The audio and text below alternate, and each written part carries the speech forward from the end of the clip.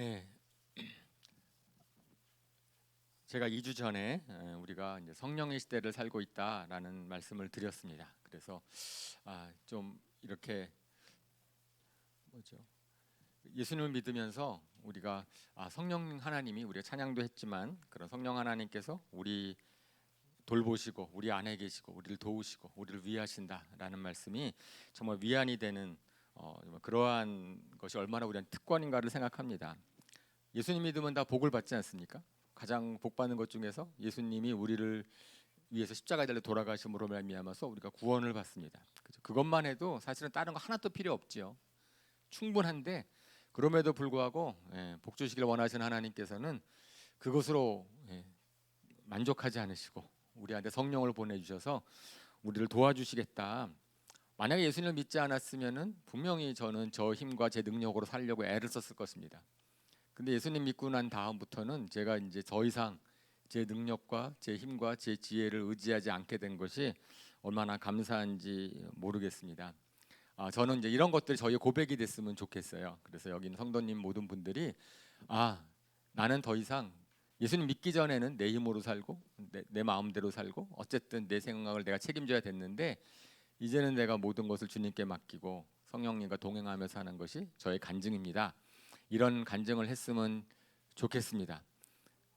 그러시죠? 아멘. 여러분들 그런 간증 우리가 했으면 좋겠다. 이게 성령의 시대에 사는 우리의 특권이죠. 예수님을 아는 지식으로 예수님이 구원해 주셨다라는 거 은혜로 사는 것 거기에 더해서 실질적으로 일상생활 가운데서 주님의 능력을 체험하고 주님의 도우심을 경험하는 것이 정말 우리 믿는 사람들의 정말 특권이다라는 것입니다. 더더욱이 우리가 우리 자신의 일을 하는 것뿐 아니고 지난번에는 하나님의 나라의 일을 예수님께서 맡기셨는데 그 일은 도저히 우리의 힘으로 할 수 있는 일이 아니거든요. 그러니까 저희가 우리가 교회 사역을 얘기할 때도 이것은 우리의 힘으로 할 수 있는 일이 아니기 때문에 저희가 한 마음으로 예수님께서도 제자들한테 뭐라고 말씀하셨냐면은 기다리라 그랬어요. 그죠?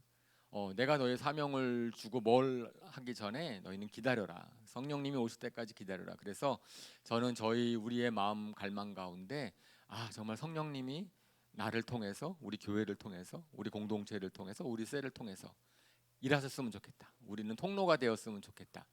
저는 이것이 저희 신앙생활의 비결이고 실질적으로 신앙생활의 진면목이지요.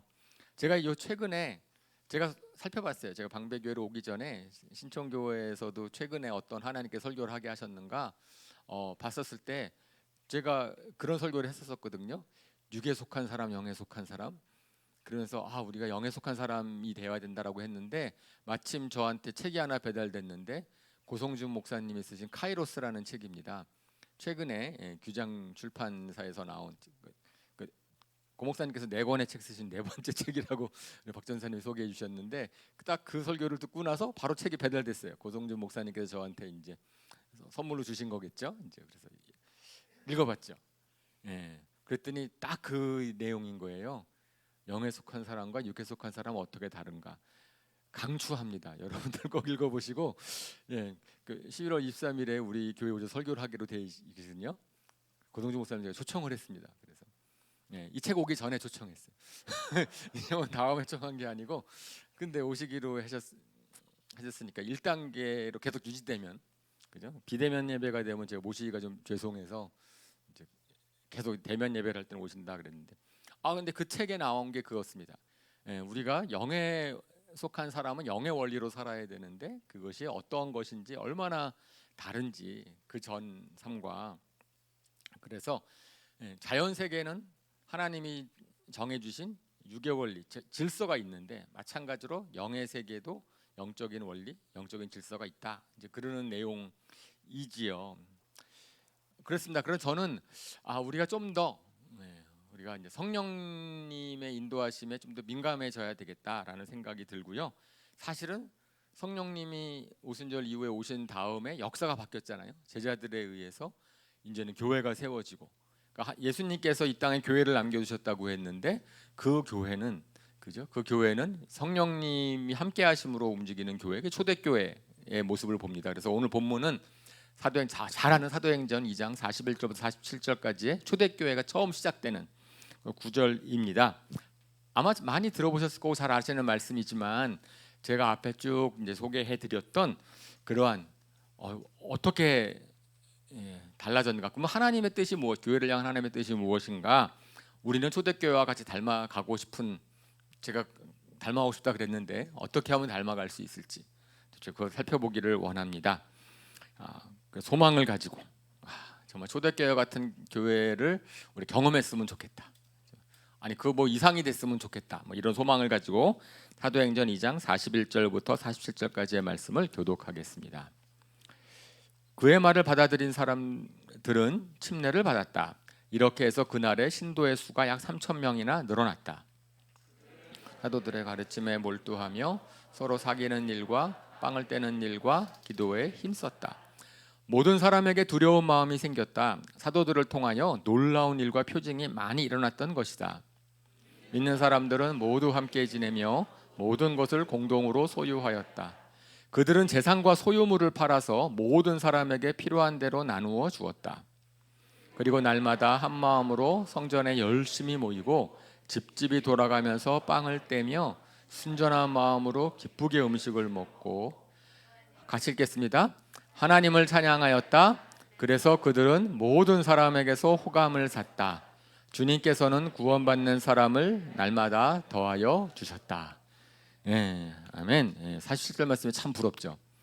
모든 사람에게 호감을 샀고 주님께서는 구원받는 사람을 날마다 더하여 주셨다. 예, 저는 그걸 보면서 이런 모습이 참 부러운 모습인데, 예, 이게 초대교회, 교회가 처음 형성되는 초대교회의 실제 시작입니다.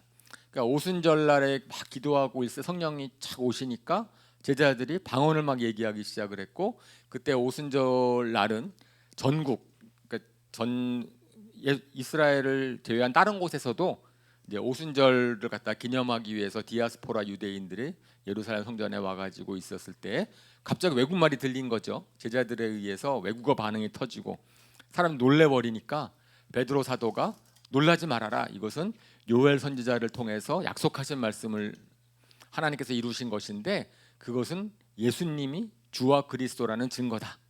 당신들이 모르고 예수님을 죽였지만 하나님께서는 예수님을 살리셔서 우리의 주와 그리스도가 되게 하셨다라는 것을 들으니까 41절에 그 말씀을 듣고 나서 많은 사람들이 마음에 찔림을 받았어요. 예수님이 부활이 사실이라면, 그리고 나는 예수님을 죽였는데, 사람들은 죽였는데, 이제 뭐 거기 자기가 죽이지 않은 사람도 있겠지만 그 말에 감동을 받고 많은 사람들이 믿었다라고 되어 있습니다. 그리고 나서 3,000명이나 되는 사람이 모였다는 거예요. 그리고 나서 42절부터 47절까지를 저희가 초대교회라고 명명을 합니다. 그런데 오늘 본문을 읽어봤을 때 초대교회라는 교회라는 말이 하나도 없어요, 그죠? 교회라는 뭐 교회 건물이 있었다든지 교회 조직이 있었다든지 뭐 교회를 누가 하려고 했다든지 이런 게 하나도 없이 그냥 사람들이 믿은 사람들이 모였어요. 모여가지고선 이렇게 저렇게 했다라는 것을 그려놓은 그 묘사한 성경 구절입니다. 근데 저희는 이것을 보고선 교회라고 얘기를 하고요, 초대교회라고 얘기를 하죠, 그죠? 이거는 미루어 봤을 때 그 당시에 당연히 교회는 건물도 아니고 어떤 조직도 아니고 그렇습니다. 그냥 모임이었어요. 믿는 사람들의 모임이 근데 이제 교회를 이루었는데, 그렇는데 더더욱 우리가 여기서 보고 싶은 것은 3,000명이나 모여서 신앙생활을 하는데 12제자들이나 120명의 막 성령을 불같이 받은 사람들은 그렇다 치고 이들에게서는 그런 역사가 있었나요? 3,000명 예수님 딱 믿었더니 성령이 불같이 내려와서 다 방언 터지고 막 그랬나요? 아니요. 그런 말 하나도 없어요. 그런 말 하나도 없이 이들은 그냥 저분들이 하는 얘기에 자기 마음의 찔림을 받았고 마음의 감동을 받아서 교회로 그냥 모였어요. 모였는데 이들이 만들어 놓는 모습이 이게 초대교회라는 거예요. 저는 그래서 초대교회를 이루어서 이들이 이렇게 생활을 했다는 것, 그 사람들은 이렇게 생활을 하기에 우리가 생각했을 때 어떤 일이 벌어지면 이렇게 될까? 어떤 일이 벌어지면은 이런 교회가 이루어질까? 그죠? 거기에 봤을 때 각 개개인이 어떠한 성령 체험이 있다든지 아니면 지식을 많이 받았다든지 뭐 그런 거 없음에도 불구하고 다시 말해서 우리보다 나은 게 하나도 없는 사람들, 그죠? 오히려 우리가 훨씬 더 많이 알고 우리가 훨씬 더 좋은 조건 안에 있는데, 그런데 뭐가 그러면 이들을 초대교회와 같이 되게 했어요. 초대교회를 구성하는 이렇게 하게 하는 것이 무엇일까를 좀 생각해 보기를 원하는 거죠. 그러면서 야, 이들과 우리가 다르지 않다면, 그죠? 이들과 우리가 다르지 않다면 당연히 우리도 이러한 우리가 본이 되는 초대교회의 모습을 만들어갈 수 있겠다라는 생각을 하면서 본문을 살펴봤으면 좋겠습니다. 그죠? 이스는 예수님을 몰랐어요. 예수님을 믿었는데 마음의 찔림도 받고 성령님의 감동하심이 있었겠지요. 그러니까 이제 마음의 찔림을 받고 이런 찔림이나 회개도 사실 성령님의 감동하심이 있어야지만 이루어지는 건데 그 당시에는 이제 사도들을 통하여서 벌어진 표징, 두려운 마음도 좀 생기고 그랬는데 거기에 말씀의 권능이 있게 보니까 사람들의 마음이 움직여져서 믿어야 되겠다 이런 생각을 한 것 같아요. 근데 그들은 아는 게 없었으니까 자연스럽게 그들이 할 수 있었던 게 없었던 게 뭐냐면은 42절에 맨 처음 얘기하는 것처럼 사도들의 가르침에 몰두했다 그랬습니다. 알기를 원한 거예요. 내가 도대체 뭘 믿는 건지, 예수님이 어떤 분이신지, 하나님의 나라가 어떠한 것인지. 왜냐하면 그들은 자기가 지금까지 배운 유대교에서 배운 게 있고요. 살면서 뭐 헬라 문화권에서 배운 게 있을 것이고 그런 것 자기가 상식적으로 알고 있는 게 있을 것이고 그랬는데 사도들을 통해서 가르침을 받는 게 뭔가 새로운 거죠. 잘 모르는 내용을 얘기를 하고 근데 거기에 우리도 마찬가지겠죠. 우리 예수님 믿는다고 해도 도대체 예수님 믿는 것이 뭐지? 성경에서 약속하신 바가 뭐지? 이렇게 말씀을 쫙 알아야지. 왜냐하면 교회라고 하는 것은 저런 믿음이 갇힌 사람들, 같은 것을 믿고 같은 생각을 하고 그걸 깨닫게 되는 거니까. 그래서 사실은 저도 이제 처음에 와가지고 이제 복음의 기초라는 강의를 한 2달 가량 한 거죠. 뭐 몰라서 못하는 것이 아니고 우리가 무엇을 같이 믿고 있는지, 우리가 정말 복음에 대해서 어떻게 생각하고 있는지에 대해서 제가 나누었고요. 그래서 같이 정말 그곳에서부터 우리의 교회 하나됨을 갖다가 다시 시작했으면 좋겠다. 아니면 회복됐으면 좋겠다 이런 생각을 한 것입니다. 그런데 저는 그 중에서 도대체 이들이 뭘 배웠나 42절 말씀에 사도들의 가르침에 몰두했는데 그 지식이 늘어난 게 아니라는 것을 금세할 수 있어요. 왜냐하면은 그들이 힘쓴 게 있거든요. 가르침에 몰두하면서 힘썼다 그래. 서로 사귀는 일과 빵을 떼는 일과 기도에 힘썼다 그랬는데 힘썼다는 것은 뭐죠? 자연스럽지 않다는 거예요.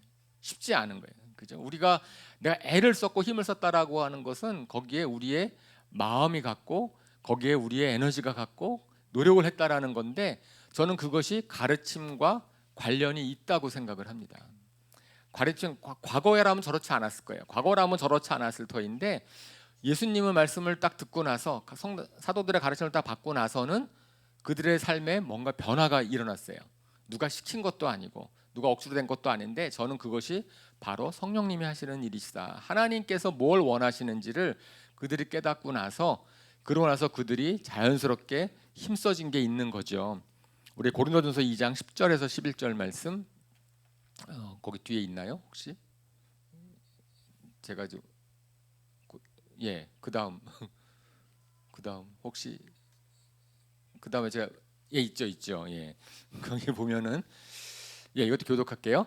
하나님께서는 성령을 통하여 이런 일들을 우리에게 계시해 주셨습니다. 성령은 모든 것을 살피시니 곧 하나님의 깊은 경륜까지도 살피십니다.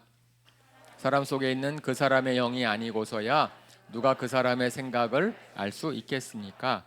이와 같이 하나님의 영이 아니고서는 아무도 하나님의 생각을 깨닫지 못합니다. 아멘. 저는 이렇게 사도들을 통해서 하나님의 나라에 대한 가르침, 예수님이 어떤 분인지에 대한 가르침을 딱 들었을 때 이제 그 가운데서 성령님께서 우리가 아까 제가 말씀드렸지만 방언처럼 불처럼 나타나는 역사가 있지 않았을지라도 베드로 사도가 뭐라 그랬냐면요, 당신이 예수님을 믿고 침례를 받으면 하나님의 성령을 선물로 주실 것이다 그랬거든요. 그러니까 이들은 예수님을 믿고 침례를 받았어요. 그러면 하나님의 성령을 주셨겠죠. 근데 그 불처럼 강하게 임재한 성령님이 아니라 할지라도 이들 마음 가운데서는 이제 하나님의 마음을 알고 하나님의 마음대로 하고 싶어 하는 소원이 생겼고 그런 마음이 생겼다라는 것을 우리가 생각할 수 있습니다. 이것은 베드로 사도의 설교 가운데 약속하신 말씀이 이것이 이루어졌으니까, 그래서 저는 말씀과 성령이, 그러니까 하나님의 말씀과 성령님이 그 초대교회 그 당시 모여있던 사람들 가운데 역사했을 때 이들이 노력하게 된 게 있었는데, 첫 번째가 서로 사귀는 일이라 그랬습니다. 서로 사귀는 일. 제가 처음에 와서 설교를 드린 말씀을 전한 것이 뭐였냐면 코이노니아에 관한 것이었습니다. 코이노니아가 교회의 본질입니다. 친교 다 세상적으로 얘기하면 이럴 수 있어요. 우리가 예수님을 믿기로 했으니까 우리 같은 그런 거 있잖아요. 같은 무리가 된 거잖아요. 우리가 같은 믿음을 갖고 같은 무리가 되면 동질성을 위해서 우리가 단합대도 좀 해야 돼. 우리 MT 좀 가자. 그래서 마음을 같이 하자. 세상적으로 그렇죠, 그죠? 세상적으로 우리가 어떤 조직을 만들거나 그러면은 우리가 같은 목적을 추구하게 단합대를 가자. 팀 빌딩. 여기서 나온 사귐은 그런 차원이 아닙니다, 그죠? 여기서 나온 단어는 코이노니아고, 코이노니아의 교제는 저희가 구체적으로 우리가 44절, 45절에 나오는 그런 나눔의 생활을 공동으로 하는 그 차원으로 가는데, 사실은 그거는 좀 뒤에 설명을 드리고, 여기서는 서로에 대해서 관심을 가지고 존중하고 그리고 그렇게 사랑하는 법을 애를 쓰기 시작했다는 겁니다. 에덴동 아마 사도들이 예수님이 가르쳤던 하나님의 나라가 핵심이 교제라는 것, 하나님의 가르치심과 아울러서 성도 간의 교제라는 것을 배웠을 것이라고 추측할 수 있어요. 그죠? 그 세상의 공동체랑 얼마나 다른지. 더더욱 다양한 배경, 다양한 신분, 다양한 성격, 다양한 취미, 이런 사람들이 모였을 때 사귀는 것에 관심 갖는 거 별로 쉽지 않습니다. 그렇지 않습니까? 나이가 들면서 여러분들 별로 사람 사귀고 싶지 않죠. 그죠? 솔직하게 우리 어린 아이들은 애들은 모여놓으면 금세 사귀어요. 애들은 모여놓으면 막 금세 사귀는데, 쟤도 저 친구들을 보면은요, 초등학교, 중학교, 고등학교까지는 친구라고 할 만한 사람들이 있어요. 대학교는 정말 적고요. 대학 이후에는 없는 것 같아요. 제가 공동체 생활을 많이 합니다. 제가 운동도 좋아하니까 운동도 많이 하고 그룹도 많이 있어요. 제가 어울리는 그룹 많거든요. 그런데 안 사귀어요. 그냥 딱 운동만 하면 끝이에요. 그래가지고 그리고 서로 관심이 없어요. 그들의 무슨 생각을 하고 계시는지 그냥 운동만 하면 되는 거예요, 그냥. 그러니까 저희 무슨 소식이 있거나 그렇게 나누지도 않고요. 아마 술자리도 그렇지 않을까 싶어요. 사회생활 하시는 많은 분들이 이제 그렇게 되죠. 그냥 폐 안 끼치도록 서로 배려하고, 많은 사람들을 만나지만은 사귀진 않습니다. 그러니까 이것은 굉장히 애를 쓰는 거죠. 부담스럽죠. 사귀려고 하면. 그래서 우리 교회 같이 이렇게 사귐을 강조하는 교회에 오기를 꺼려하시는 분들이 있더라고요. 그죠? 대형 교회를 가고 싶어 하시는데, 대형 교회를 왜 가십니까? 목사님 설교도 좋고 다른 것도 다 좋지만 정말로 그쪽 그런 교회를 선호하시는 분들은 간섭 안 받으니까 내가 왔는지 안 왔는지도 모르고, 나는 다른 사람 왔는지 안 왔는지 관심도 없고, 그냥 주님과의 관계가 편안하게 그냥 1대1로만 되는 그런 거를 하는 분들도 사실은 계십니다. 우리 교회는 안 그렇죠. 좀 관심도 갖고 좀 사귀려고 애쓰려고 하셔야 됩니다. 그것이 초대교회가 애쓴 거거든요. 초대교회 애쓴 거가 좀 알고 싶은 거고, 왜냐하면 그것이 하나님의 나라니까. 아마 그걸 배웠고 그것을 갖다 알았기 때문에 하나님 나라의 본질에 코이노니아가 있다라는 걸 알았겠죠. 저는 그게 변화라고 생각을 해요. 저도 이제 성격 테스트를 하면은 MBTI라는 테스트가 있잖아요. 성격 테스트.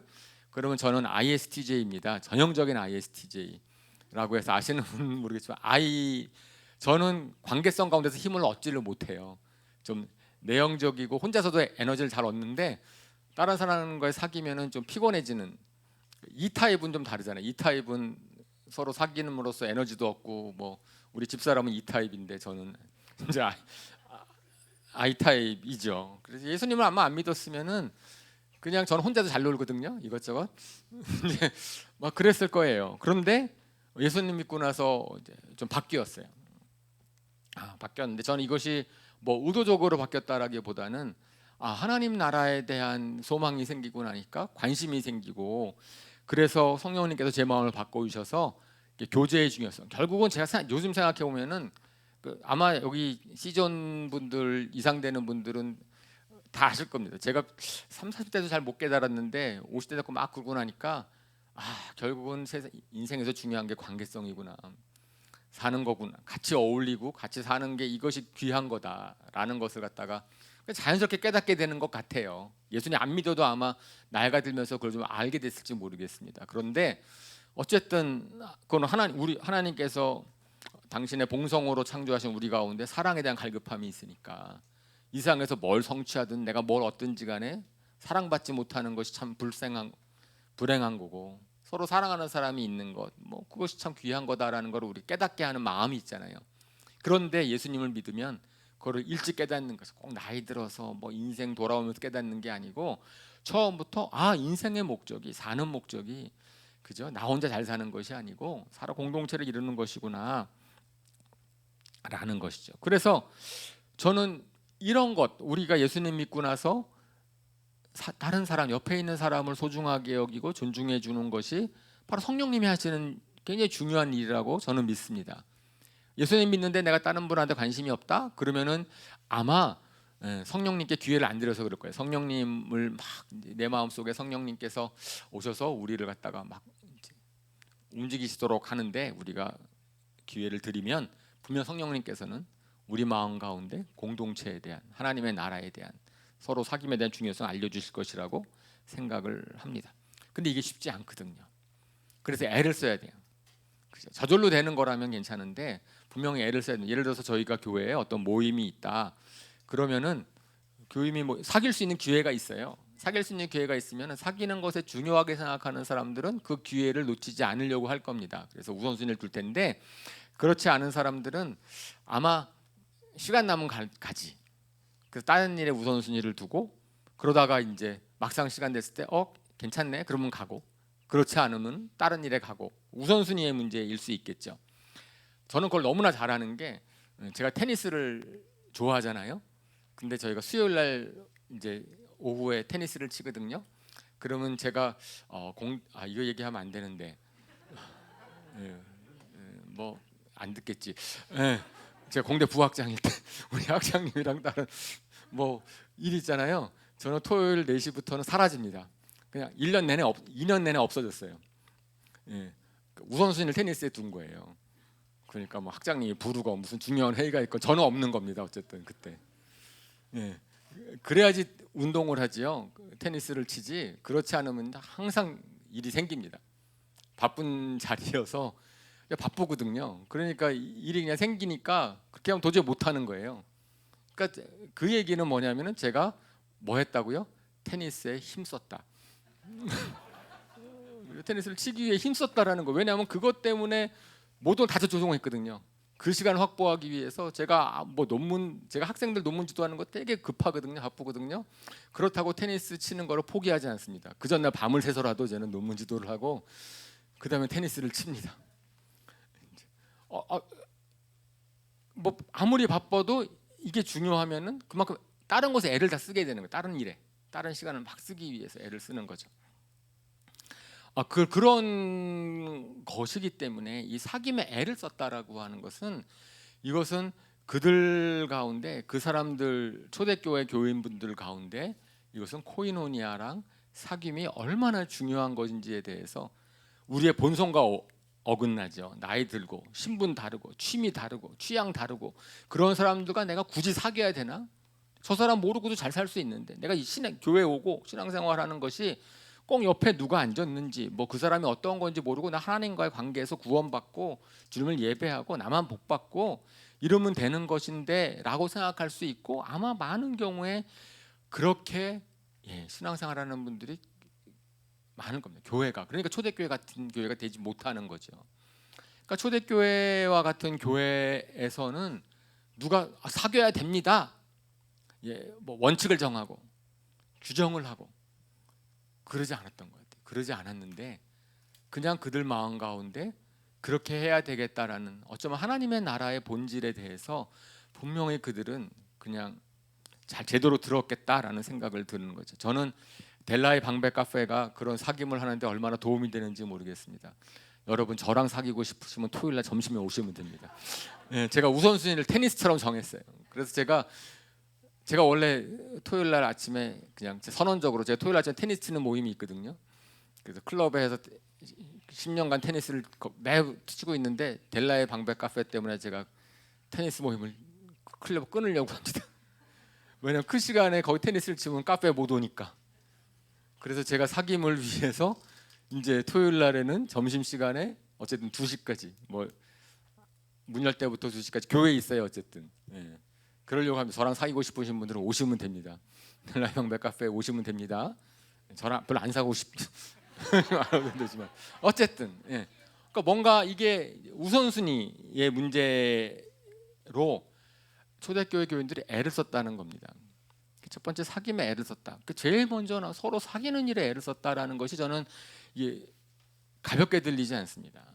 그들이 사도의 가르침에 몰두를 했는데 그것은 제가 처음에 말씀을 드리는 것처럼 이 교회의 정말 본질 가운데 펠로우십, 코이노니아, 교제가 있습니다. 서로에 대한 관심이 있고 그것은 주님의 코이노니아에 들어가는 거라 그랬잖아요.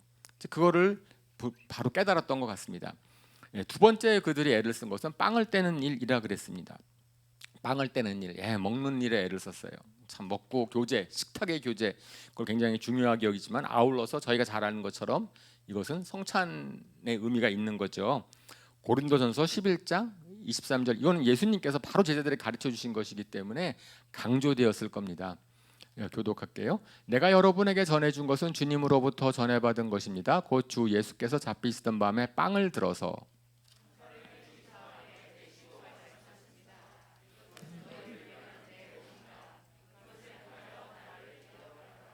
식후에 잔도 이와 같이 하시고서 말씀 그 다음에 없나요 혹시? 식후에 잔도 이와 같이 하시고서 말씀하셨습니다. 이 잔은 내 피로 세운 새 언약이다. 너희가 마실 때마다 이것을 행하여 나를 기억하여라.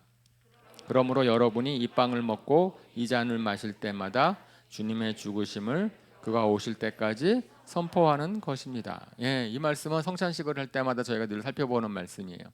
저희가 대면으로 예배를 드리지 못하니까 성찬식을 하지 못해서 참 안타까운데 아마 셀별로라도 모일 때라도 이런 성찬식을 하실 수 있었으면 좋겠습니다. 그런데 어쨌든 이것은 뭐냐면은 그러니까 예수님이 당신을 기억하도록 제자들에게 당신을 기억하도록 이런 얘기를 했는데 빵을 떼라 그래. 그리스도의 한 몸 대신 그리스도에 우리가 속해 있는 거다라는 것을 의미하는 거죠. 우리는 한 몸이 교회 안에서 우리는 한 몸이 되어서 주님의 일을 하는 거고 그 다음에 포도주는 보혈로 예수님의 보혈을 상징하면 새 언약이죠. 누구든지 간에 예수님의 보혈로 우리가 구원을 받는다. 구원을 받으면 예수님 안에서 한 몸이 된다. 이것을 언제까지? 예수님이 다시 오실 때까지. 예수님은 다시 오실 것이니까 우리 그때까지 예수님께서 우리에게 부탁하신 사명을 잊지 말자.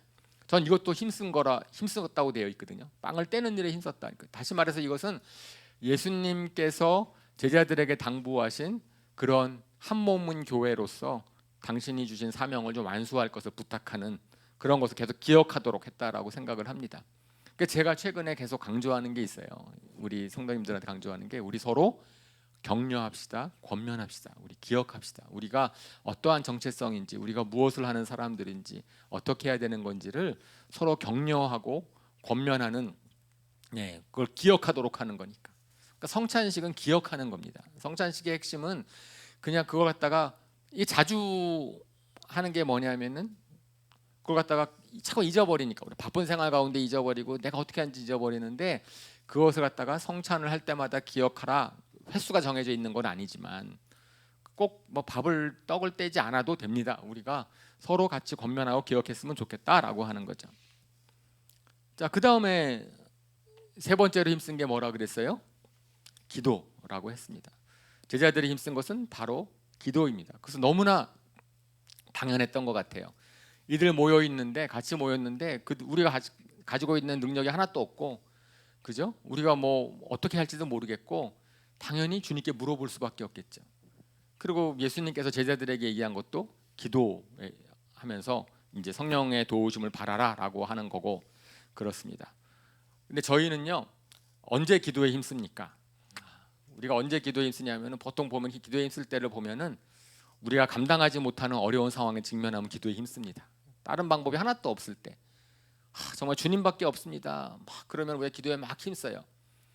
그 기도에 힘쓰기 위해서 맨날 그런 일이 벌어지면 어떡합니까? 우리 인생이 얼마나 비극이에요, 그죠? 그래서 그런 일이 하나도 안 일어나는데 나는 막 간절한 게 내 기도 제목 가운데 정말 이거는 주님밖에 없습니다, 도와주세요라고 할 수 있는 제목이 하나도 없을 때 기도한 이런 상황에 기도에 힘쓰는 거죠. 그러니까 저는 이것도 왜냐면 우리 인생 삶 가운데서 정말 내가 하나님의 도우심이 필요합니다. 우리 아까 막 찬양할 때 저는 그 민수기랑 신명기에 나오는 말씀으로 이제 축복하는 거잖아요. 주님이 나갈 때나 들어올 때나 뭐 우리를 도와주시고 널 위하네, 널 위하네. 계속 말씀을 서로 권면하는 거죠. 기억하라고 얘기하는 건데 그 실질적으로 주님은 나를 위하시는 분이시기 때문에 제가요. 아까도 제가 말씀을 드렸지만은 저희 인생에 별로 어려운 일이 별로 없었어요. 그러니까 막 간절하게 주님 이거 도와주셔야만 됩니다라고 할 수 있는 게 별로 없었어요. 기껏 있다면은 저를 위한 이기적인 거 있잖아요. 내일 경기하는데 꼭 이기게 해주세요. 근데 이거 기도하는 거 아니잖아요. 저희가 알면서 이런 이기적인 기도는 힘쓸 것도 아니다. 뭐 운동 경기 이기는 게 뭐 대수예요? 그거 기도할 내용도 아니죠. 그러니까 할 게 없는 거예요, 기도를. 뭐 그래가지고 제 신앙생활 초기에 굉장히 오랜 기간 동안 사실은 기도에 힘쓰지 못했습니다. 그것을 제가 고백할 수밖에 없어요. 기도 그냥 제 힘으로 하면 되고 제가 아는 대로 하면 되고. 그러니까 제가 성령님을 의지하는 것에 대해서 잘 몰랐던 거죠. 그런데 점점 주님을 알아갈수록 하나님이 제 약함도 알아가고 그래서 주님을 알아갈수록 제가 기도하게 되고요. 그래서 실질적으로 보면은 때에 따라 돕는 은혜. 내 마음속에 혹시 불안한 마음이 있거나 두려운 마음이 있거나 염려가 있거나 그럼 여러분들 어떻게 하십니까? 두려운 마음, 염려, 불안한 마음이 혹시 있다면 당연히 기도하죠. 그죠? 그래서 그것이 뭐 작은 일이라도 뭐 큰 심각한 일이야 작은 일이라도 기도할 때 주님이 주신 평강을 맛보게 되면 그러면 점차 기도하게 됩니다. 그러니까 요새는 기도할 게 너무나 많아요. 그래서 제가 이제는 제가 쉬지 않고 기도하십시오. 범사 이 성경에 얘기하는 그죠? 항상 기뻐하라, 쉬지 말고 기도하라, 범사에 감사하라. 그 다음에 무시로 기도하기를 이제 영적 전투에서 얘기하는 정말 그것이 뭔지를 알겠어요. 좀 기도함으로 주님의 도우심을 구하는. 근데 더더욱이 교회 일을 생각하면 하나님의 나라를 생각하면은 정말 기도할 수밖에 없습니다. 뭘 할 수 있는지 모르겠어요. 저희가 이제 금요일 날 같이 중보기도 하잖아요. 여기 교회 모여서 우리 어저께도 기도했는데 정말 거기에 같이 모여서 기도하는 그러한 이제 분들이 많아졌으면 좋겠다. 같이 기도했으면 좋겠다. 교회를 위해서 정말 그런 바람이 있습니다. 근데 마찬가지로 아까 제가 말씀을 드렸다시피 이것은 애를 써야 되는 거예요. 시간을 내야 되는 거고요. 그 다음에 뭐 그 정도 억지로랑 달라요. 그죠? 억지로는 하기 싫은 걸 하는 거고, 아까 제가 얘기한 그런 애를 쓰는 거는 하고 싶어서 하는 거예요. 하고 싶기 때문에 다 다른 걸 조종하는 거고, 뭐 하기 싫은 것을 그건 억지로 하는 거고, 억지로 안 하고 우리가 힘을 쓸 수 있었으면 좋겠다. 근데 이렇게 보니까 말씀을 몰두하고요. 그러다 보니까 자연스럽게 교제하고, 그러다 보니까 교회가 앞으로 해야 될 사역 그런 복음 전하는 거 하고 기도하고 이 네 가지는요 신앙생활에 딱 균형 잡힌 겁니다. 우리가 훈련 받거나 배울 때 하나님과의 말씀과 기도, 교제와 복음 전도 이것은 어떤 훈련이든지 간에 우리 균형 잡힌 그리스찬들의 모습이다 그랬는데 이 예수님 믿은 초대교회 교인들은 42절 딱 한 줄에서 그냥 그것이 다 이루어졌다라고 요약하고 있는 거예요. 놀랍죠. 이들이 어떻게 훈련을 받았지? 이것이 뭐지? 그랬는데 이것은 자연스럽게 사도들의 가르침 하나님의 말씀에 몰두하다 보니까 자연스럽게 나오는 네 가지의 삶의 모습이다라는 걸 알 수 있죠. 그래서 그거 갖다가 조금 더 이제 그 모습, 특별히 사귀는 모습이 44절 45절에 초대교회에서 나오는 구절이 어떻게 되어 있냐면은 서로 뭐죠? 함께 지내며 모든 것을 공동으로 소유하며 재산과 소유물을 팔아서 모든 사람에게 필요한 대로 나누어 주었다. 42절은 좋은데 이 44절 45절이 어려운 거야 이게.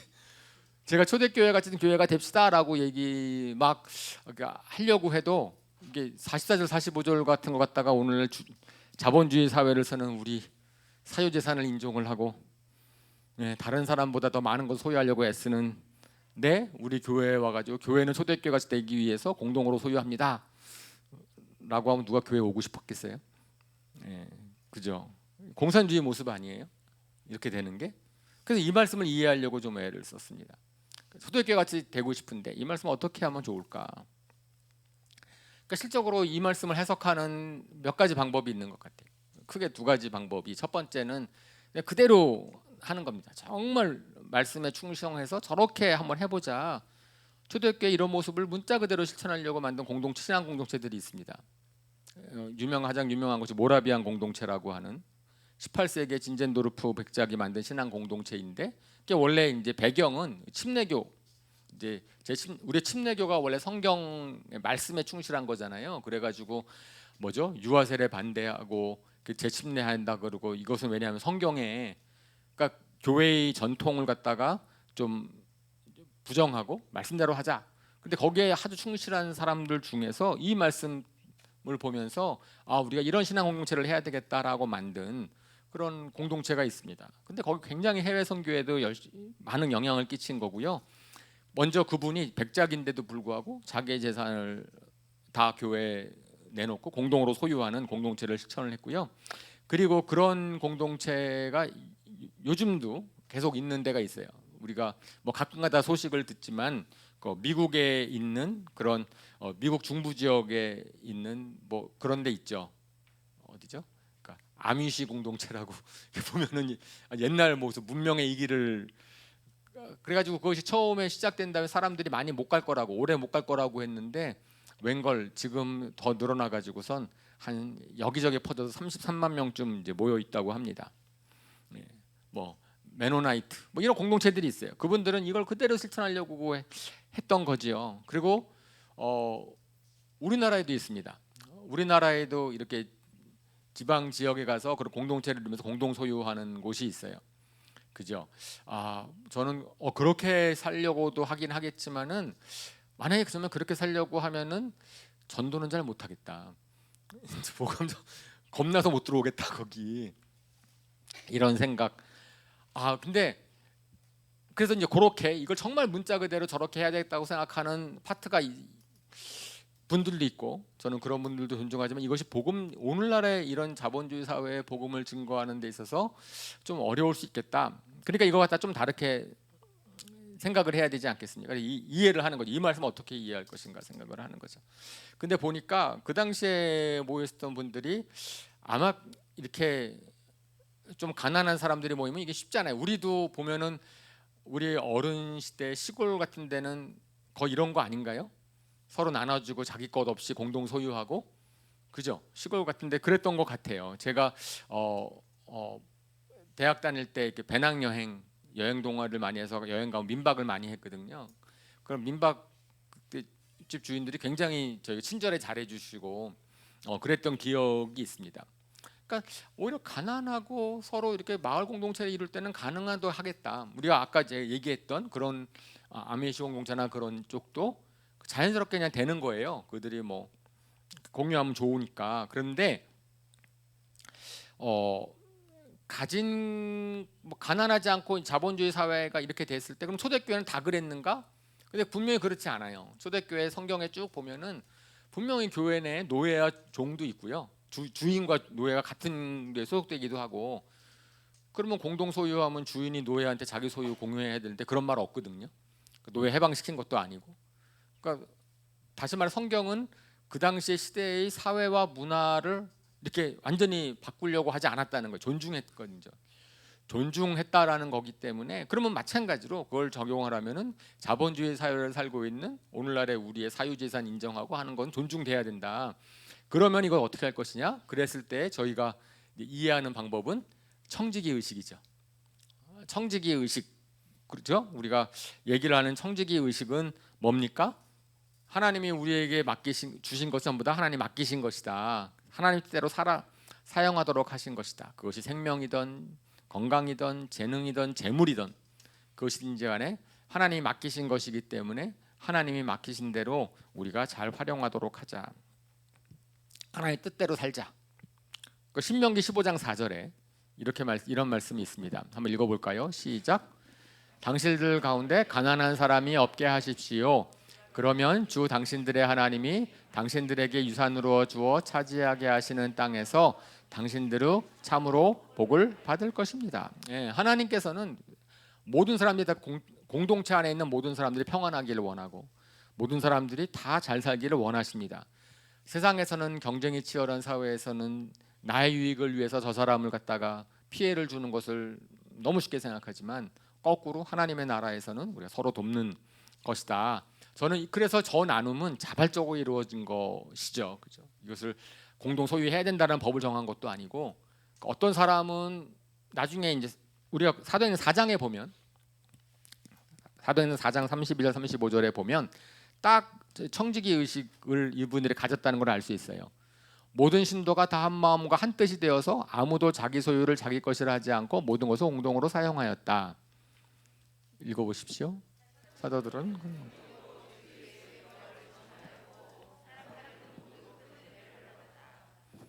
그들 가운데는 가난한 사람이 한 사람도 없었다. 땅이나 집을 가진 사람들은 그것을 팔아서 그 판돈을 가져다가 사도들의 발 앞에 놓았고 사도들은 각 사람에게 필요에 따라 나누어 주었다. 예, 여기서 34절에 가난한 사람이 한 사람도 없었다. 그러니까 신명기 15장 4절에 말씀하신 당신들 가운데 가난한 사람이 한 사람도 없게 하십시오.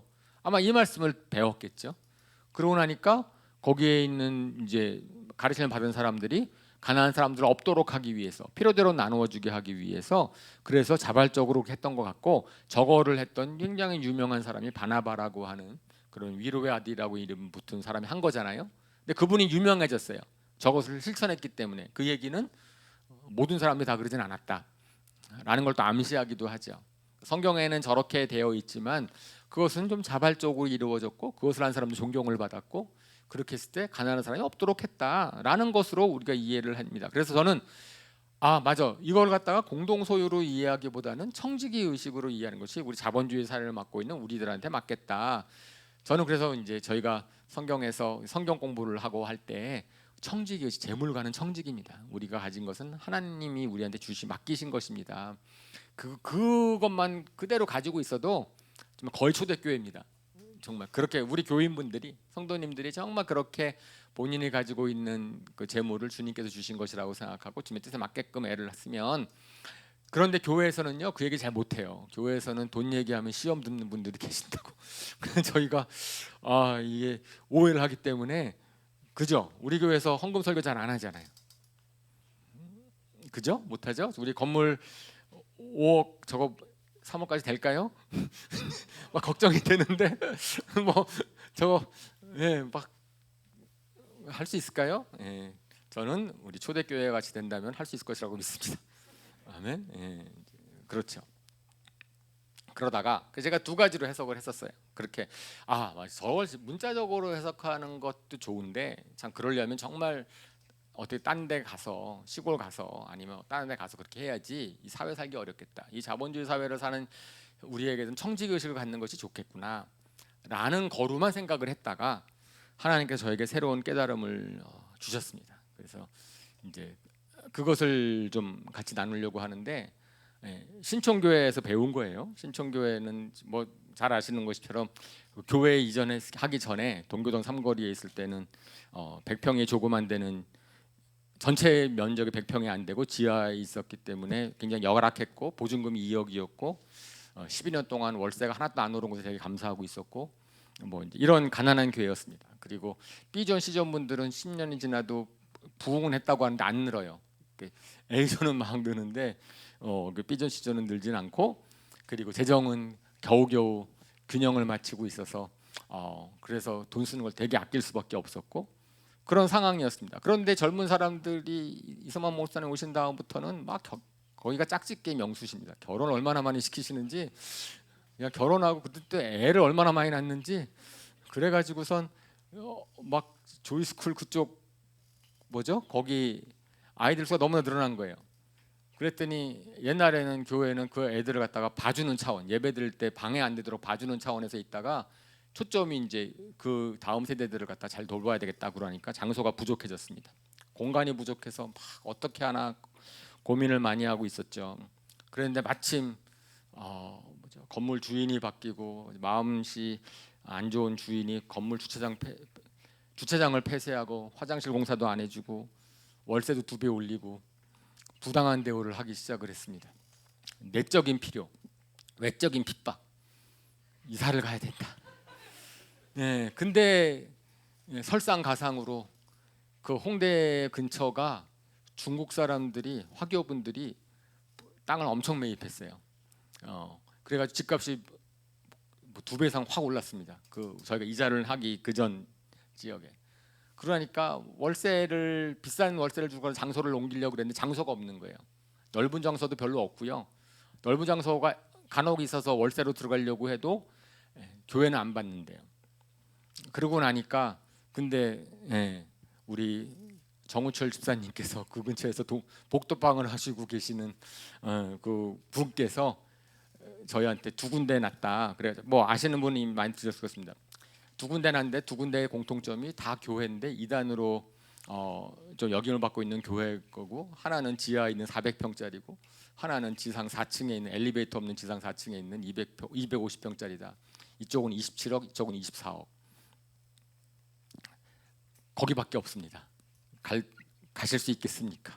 우리는 그 재정 상태가 그러한데 보증금 2억에 삐준 시전 작년 숫자 50명도 안 되시고 그리고 뭐 다 그중에서 제가 제일 부자고 이제 뭐 모르죠 실제로 뭐 그런데 그런데 4개월 안에 저희가 이사를 가기 위해서 결론은 아시잖아요. 4개월 동안에 10억 헌금을 했고 7억 대출을 받아서 2억을 깎았고 그래가지고 이사를 갔습니다. 어떻게 그것이 가능했을까? 그랬을 때 하나님이 깨닫게 해주신 것이 이 교회 건물이라 우리 이사갈 교회 건물은 우리의 공동 소유다. 우리가 서로 공동으로 소유했다고 했을 때 우리가 공동 소유하는 건물을 우리가 하나 매입하는 것이다라는 것에 대해서 저희가 공감을 하기 시작을 했습니다. 다시 말해서 누구나가 와서 교회에 와서 교회 공간을 자기의 공간으로 사용할 수 있는데 어떤 사람들은 우리가 예를 들어서 250평 공간을 지금 현재 있죠. 받았잖아요. 그러면 1,000만 원을 헌금한 분들은 1,000만 원을 헌금하고 나서 250평을 소유한 거예요. 100만 원 헌금한 사람들은 100만 원 헌금하고 250평을 소유한 겁니다. 이런 개념을 갖게 된 거예요. 그러면은 자녀들을 키우고 싶은 분들이 집 좁은 집에서 자녀 키우지 말고 교회 와서 키우십시오. 교회에서 아이들 교육도 하고 가르쳐주고 대학생들 그냥 교회 와가지고 공부하고 교회는 예배드리고 성경 공부하는 것이 아니고 그것뿐 아니고 교회 와서 여러분들이 하고 싶은 거 하시면 됩니다. 제가 신천교회에서 그래도 그 이후부터 설교를 어떻게 했냐면요. 신천교회에 오시는 분들은 누구나가 다 부자입니다. 어떻게 세상 살든지 간에 여러분들은 저 시가 22억 지금은 꽤 올랐을 걸요 아마. 올랐을 것인데 왜 건물을 소유했으니까 4층이니까 30억짜리 건물을 소유한 부자입니다라고 제가 그러면 뭐 같이 다 너무 좋잖아요. 그런데 거기에 성도님들이 반응을 하셨어요. 정말 그렇게 생각을 했고요. 그래서 제가 우리 자녀들을 위해서나 우리 자신을 위해서 100만 원, 1,000만 원 투자한단 말이에요. 정말 내 집 공사를 해야 되겠다. 어떻게 해야 되겠다. 그런데 그렇게 해서 얻을 수 있는 유익은 별로 없어요. 그죠? 하지만 성도님들이 200분이나 되는 성도님들이 같이 하고 났더니 모든 분들이 다 유익을 얻는 거예요. 제가 근데 이러한 깨달음을 어디서 얻었는가? 이제야 말할 수 있는데 마침 우리 이성민 형제님이 여기 오셔서 성민 형제님이 한 당구장에서 깨달은 겁니다. 제가 수년 전에 뭐 좀 죄송해요. 그래도 마침 계시네. 이성민 당구장을 개업하셨대요. 근데 제가 당구를 옛날에 되게 좋아했었고 꽤 20년 이상 안 쳤잖아요. 그리고 이제 있었는데 당구장을 개업했다고 하니까 장사를 해드려야 되겠다. 그래가지고 형제님이 하는 사업은 잘 돼야지. 그래서 제가 당구를 다시 시작을 했습니다. 옛날에 당구장 그러면 담배 피고 막 냄새 나고 그런 기억밖에 없거든요. 그런데 마침 그 당시에 분위기가 당구가 스포츠로 이제 그리고 TV도 많이 나오죠 요새. 당구 TV도 있고 그런데 스포츠로 좀 바꾸고 시작하는 그때였어요. 그래서 전문 용어로 쓰리 쿠션이라고 이제 그런 거 전문으로 하는 당구장을 시작했는데 지하에 뭐 다이 3개인가밖에 없고 참 너무 장사가 될까 걱정도 많이 되고. 네, 예. 근데 초창기에는 백석대학교 학생들을 대상으로 막 이렇게 당구장을 했는데 제가 가끔가다 물어봤어요. 벌이가 얼마쯤 되나 그랬더니 당연히 먹고 못 살죠. 이제 그러고 있어서 걱정을 했는데 어느 순간에 이제 회원제를 바꾸겠다 그러더라고요. 일반 손님 받지 않고 대학생들 받지 않고 회비를 내고 회원들만 이제 쉬도록 하는 공간으로 바뀌었어요. 이제 그래가지고 거기에 회원들이 한 10분 정도 생겼습니다. 그러니까 저희가 이제 회원들만 가서 치는 당구를 치는 거죠. 그런데 이제 건물이 팔렸대요. 그래서 당구장 문을 닫게 됐답니다. 성민 형제는 어제 벌이가 안 되니까 그만두겠다 그랬어요. 당구장 안 하겠다 그랬는데 회원들이 반대를 하기 시작한 거예요. 회원들, 우리 이렇게 좋은데 여기 당구장 그럼 안 되냐 그래서 그 중에 아주 적극적인 회장님이 되시는 이제 회원분이 한 분 계시는데 그분이 이제 반대를 해가지고선 당구장을 계속 해야 된다. 그분들이 주장을 해서 장소를 알아봤어요. 이쪽 문은 닫고 더 넓은 지하의 넓은 공간으로 알아보고 그리고 거기는 당구장이 아닙니다. 간판도 없어요.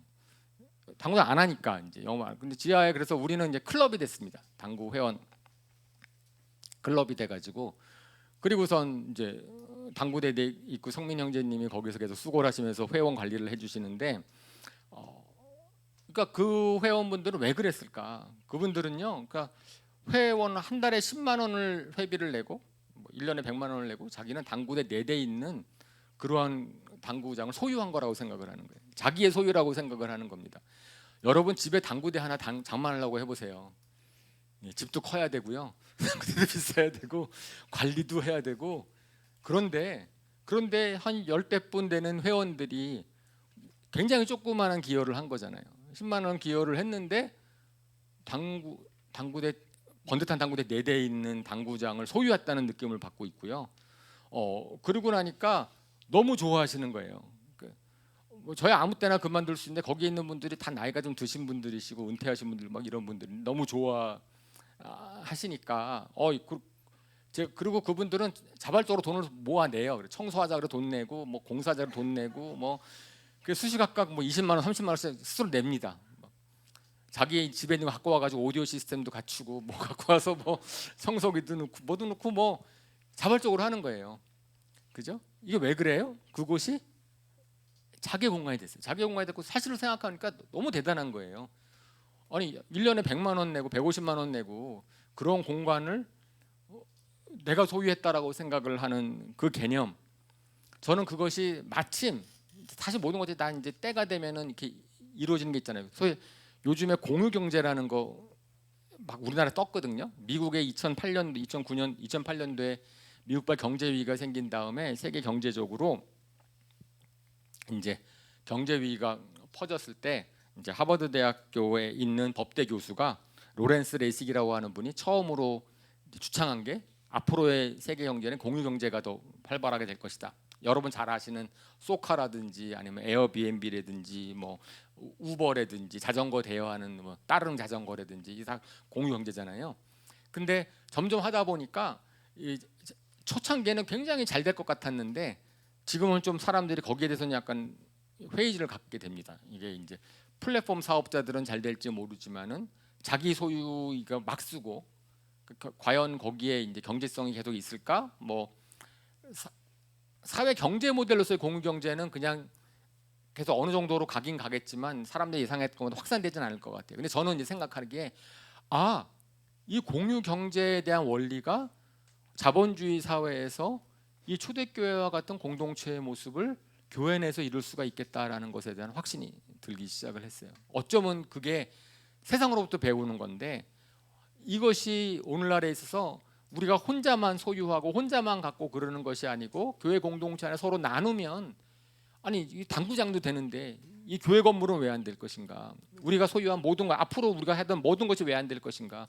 제가 방배 하나교를 딱 왔더니 신촌 하나교회는 22억이잖아요. 여기는 너무 더 좋은 거예요. 공간이 너무 좋죠. 그죠? 아직은 우리 소유가 아니지만 나중에 우리 삽시다. 뭐 어쨌든 뭐 이렇게 되면은 좋잖아요. 그러니까 야 이거는 여기를 우리가 전부 다 소유할 수 있으면 정말 좋겠다. 느끼면 성도님들이 그걸 갖다 정말 그렇게 느낀다면은 정말 좋겠다. 뭐 공유 공간이기 때문에 신천교회도 규칙은 있습니다. 그죠? 언제 어디서 예를 들어서 우리가 집을 져도 규칙은 있잖아요. 밥은 부엌에서만 먹어야 돼 이런 거. 뭐 이런 규칙이 있는 것처럼 어쨌든 그런 규칙을 정하고 나면은 같이 소유할 수 있으니까 그래서 저는 이제 앞으로 동일하게 이제 설교를 할 수 있기를 바랍니다. 우리 방배교회 오시는 모든 분들은 다 부자입니다. 지하 1층부터 지상 3층까지의 이 교회 건물을 여러분들이 우리 같이 소유하면 됩니다. 여러분들 자녀들 분이 여기 와서 교육 도움이 되면 될 것이고 우리 대학생분들은 이 공간에 와가지고 자기가 하고 싶은 거 하면 되고 그 교회 공간이라는 것이 우리가 같이 일상생활 가운데 누릴 수 있는 지금 저희가 3층에는 선두자 홈스쿨이 사용하고 있잖아요. 근데 뭐 그것뿐 아니고 저는 성도님들이 여러분들이 우리 같이 혼자보다는 약간 여러 모여서 뭔가 하겠다 그러면 제안해 주시면 저희가 그것을 위해서 공간에 대해서 좀 같이 사용하시면 좋겠습니다. 배정해 드리고 그러면 좋겠다. 저는 대학생들이 혹시 가능하다면 애들을 위해서 보드 게임을 다 모아 볼까? 보드 게임방 굳이 보드 게임방 갖고 뭐 있어? 여기서 그냥 교회 와가지고서 보드 게임 다 모아놓고 여기 놀면 되잖아. 교제하면 되잖아. 그죠? 학생들 뭐 책 읽고 하는 거. 지금 2층 비어 있어요. 주중에 저녁에도 보통 깜깜하고 별로 없더라고요. 이 전체가 전부 다 공유할 수 있는 공간이 되면은 너무 좋겠다라는 생각이 드는 거죠. 제가 지금 공간에 대해서만 말씀을 드렸지만은 그것은 물질만 해당되는 것이 아니고요. 하나님 우리에게 주신 그런 모든 것들이 있습니다. 재능이 있고요. 그죠? 그런 은사들이 있습니다. 저는 이제 시전에 별일 또 오해하면 안 되지. 그냥 시간이 되시면 가지고 계신 은사와 지식을 우리 교회에 있는 다음 세대들을 위해서 써주시면 얼마나 좋을까. 이제 그런 생각을 하는 거죠. 저는 델라의 방백 카페가 그런 나누면 좋은 얘기 너무 감사를 드립니다. 델라의 방백 카페에 많은 분들이 자원봉사를 하고 계시고 서로 에너지를 공유해 주시고 그래 은사를 공유해 주시고 시간을 공유해 주시고 이제 그렇게 하잖아요. 근데 최근에 하나님께서 그쪽으로 계속 기회를 주시는 것 같아요. 이제 오늘 광고도 잠깐 드리겠지만은 강남구 교육청에서 우리 교회가 문화센터를 좀 해줬으면 좋겠다. 그래 돈을 대정적으로 지원을 해주겠다. 이제 그렇게 해서 그러면 우리의 나눔이 우리가 가지고 있는 은사와 섬김이 이제 지역 사회로 이제 퍼져나가는 그런 것들도 우리는 어떻게 잘 몰랐는데 그런 기회가 주어졌어요. 그러니까 그런 것들이 이게 서로의 나눔이라는 것이 점점 확산되어지고 정말 그것이 실질적으로 우리한테 있어서 하나님이 우리 교회에게 맡기신 교회로 하게 하시는 것들을 우리는 별로 노력 들이지도 않았는데 우리 생각을 바꾸면 그리고 저는 그 생각 바꾸는 것에 저는 하나님의 나라가 어떠한 곳이어야 되는지 그 가운데서 성령님께서 우리 각자의 감동을 주시면 저는 충분히 가능하게 될 것이라고 믿습니다. 제가 좋아하는 비유가 있습니다. 우리는 하나님의 자녀잖아요. 만물의 주관자는 누구세요? 하나님이시죠. 그럼 우리는 만물의 주인이 아니에요. 하나님의 만물의 주인이고 우리 하나님의 자녀인데 아버지 건 내 건 내 거예요? 네, 우리 그렇게 해요? 그렇지 않거든요. 그래서 제가 노상 얘기하는 게 겁니다. 관악산도 내 것이고 한강도 내 것이다. 네?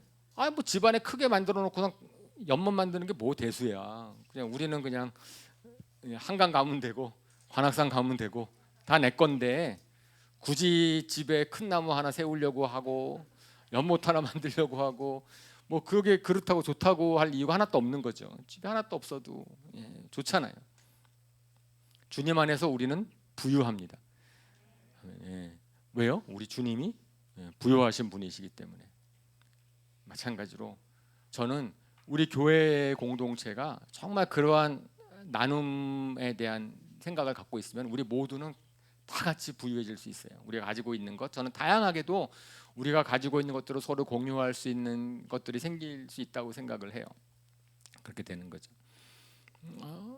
저는 그러한 공동체에서의 초대교회의 영성이 이제 회복이 되면 제가 말씀을 드리는 것처럼 47절의 일이 벌어질 거라고 생각을 합니다. 46절에 이렇게 되어 있잖아요. 성도들은 성전에 모이기를 이제 힘썼고 날마다 한 마음으로 성전에 열심히 모이고 집집이 돌아가면서 빵을 떼며 순전한 마음으로 기쁘게 음식을 먹고 그리고 하나님을 찬양하였다. 그래서 그들은 모든 사람에게 소감을 샀다. 그래서 그들은 모든 사람에게 소감을 샀다. 저는 이것이 뭐 셀 모임을 조직적으로 열심히 하고 뭐하고 이렇게 호감을 사지 않습니다.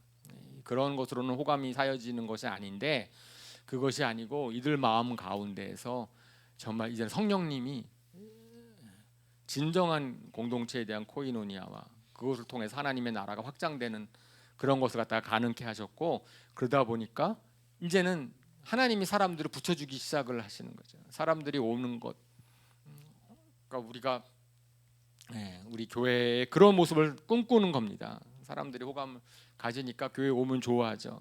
좋은 평판 받는 교회, 구원을 받은 사람이 더해지는 교회. 여러분들 잘 모를지 모르겠는데요. 제가 이제 돌아와서 한 분 한 분들 만나고 나니까 여러분들 참 좋으신 분들이더라고요. 너무 좋으셔가지고 야, 이게 소망이 있다. 이렇게 마음이 깨끗하시고 순진하시고 하나님에 대한 열정이 있으시고, 그런데 우리가 조금 부족한 게 제가 살짝 있다면은 우리가 사귐에 좀 더 힘 썼으면 좋겠다. 사귐에 좀 더 힘을 썼으면 좋겠다라는 생각이 있어요. 저희가 이제 이번 주 말고 지난주 금요일에 지체들을 위한 기도회 할 때 조일랜드 조이 코너 선생님들이 얼마나 영상으로 예배하는 거 수고하는 거 보셨죠?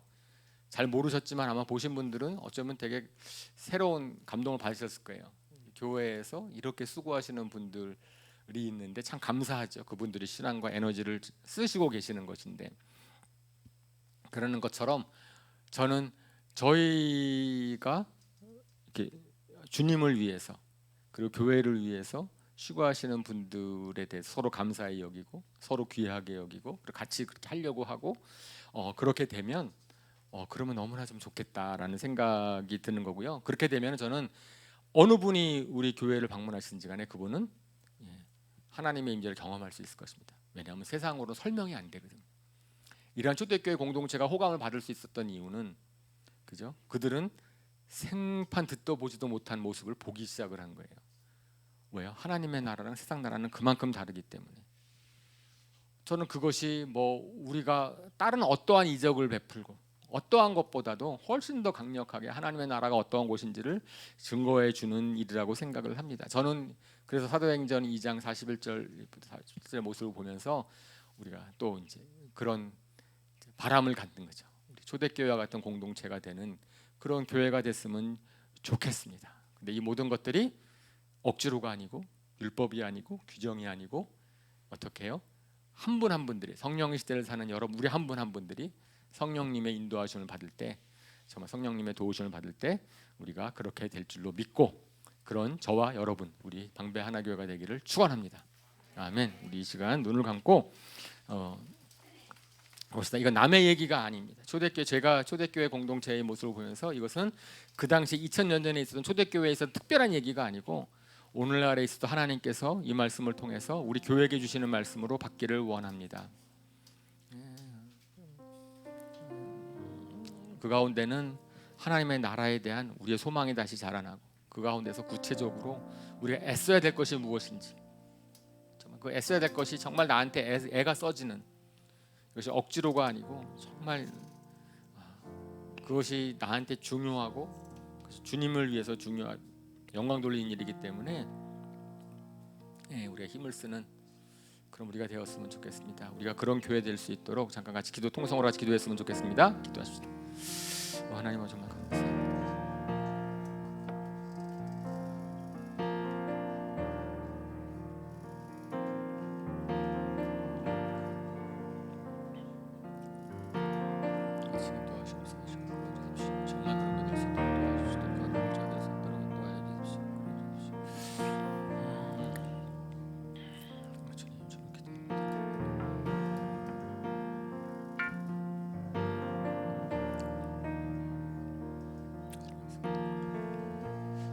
네, 우리 이 시간 다 같이 일어나셔서 우리 이제 마지막 헌신 찬양할 텐데요. 너무나 잘하는, 너무 오랜만에 불러보는 기대입니다. 우리 서로 축복하면서 우리 그런 교회를 같이 만들어가고 그랬으면 좋겠습니다. 그렇게 찬양했으면 좋겠습니다. 불 좀 켜주세요. 여기 약간 이 노래 얼굴을 봐야 될 것 같은데. 주 안에 우린 하나, 모습은 달라도 예수님 한 분만 바라네. 사랑과 선행으로 서로를 격려해 따스함으로 보듬어가리. 주의 우리 안에 함께 하시니 형제자매의 기쁨과 슬픔 느끼네. 내 안에 있는 주님 모습 보네. 그분 기뻐하시네.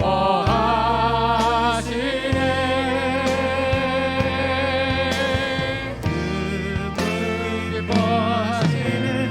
주님 우리를 통해 계획하신 일, 부족한 입술로 찬양하게 하시니. 주님 우리를 통해 계획하신 일, 너를 통해 하실 일 기대해. 한 번만 다시 하겠습니다. 주 안에 우리 하나, 모습은 달라도 예수님 한 분만 보아라네. 사랑과 선행으로 서로를 격려해 따스함으로 보듬어가리. 주님 우리 안에 함께 계시니 형제자매의 기쁨과 슬픔 느끼네. 내 안에 있는 주님 모습 보네. 그분 기뻐하시네.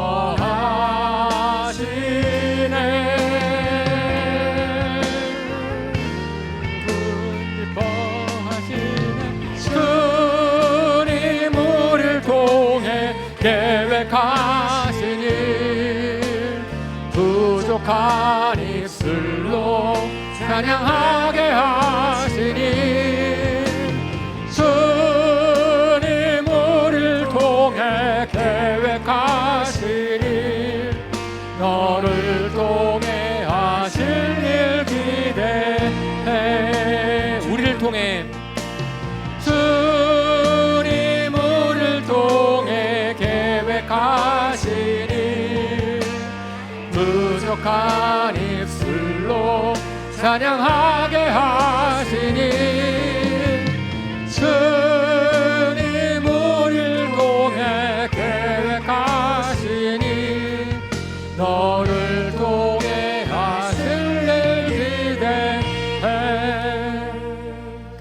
하나님 아주 감사합니다. 정말 주님께서 오늘 초대교회 성도님들의 모습을 통하여서 하나님 저희에게 다시 아버지 교회가 어떠한 곳인지, 주님께서 저에게 주신 공동체가 얼마나 소중한 것인지를 생각하게 하시고 깨닫게 하시고 헌신케 하시니 감사를 드립니다. 주님, 각자의 삶 가운데서 우리 교회를 통해서 주님이 계획하신 일을 정말 이루는 것을 보게 하여 주시옵소서. 하나님, 주의 성령님의 감동케 하심이 무엇보다 필요합니다. 하나님 아버지, 저희가 정말 주님의 성령님을 의지합니다. 저희의 마음에 감동을 주시고 그러함으로 말미암아서 말씀을 배우는 것과 서로 사귀는 것과 빵을 떼는 것과 하나님 정말 기도에 힘쓰는 저희들 될 수 있도록 인도하여 주시옵소서. 감사드리며 예수님의 이름으로 기도합니다. 아멘.